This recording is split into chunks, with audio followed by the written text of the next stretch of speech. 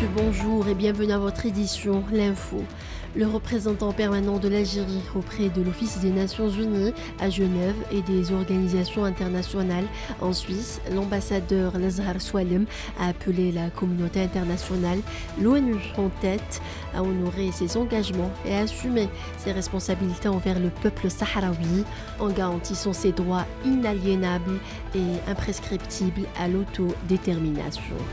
La rapporteuse spéciale des Nations Unies sur la situation des droits de l'homme dans les territoires palestiniens occupés, Francesca Albanese, a appelé à une enquête sur les violences menées par les forces de l'occupation sioniste en Palestine, a rapporté ce dimanche l'agence de presse Wafa.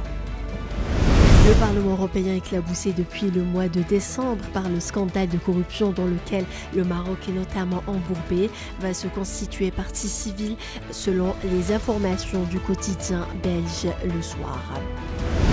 Le ministre algérien de l'énergie et des mines Mohamed Arkab a affirmé samedi à Alger que la politique énergétique de l'Algérie entendait avancer résolument vers la concrétisation d'une transition énergétique progressive et responsable à travers l'adoption d'un mix énergétique qui préserve les ressources naturelles pour les générations futures.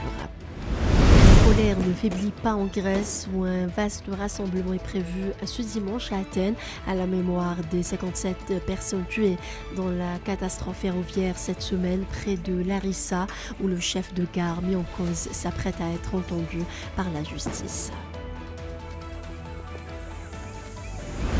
Marianne Williamson, auteure de livres à succès sur la spiritualité et le bien-être, a annoncé hier être candidate à la Maison-Blanche en 2024, 4 ans après avoir échoué à percer dans la primaire démocrate.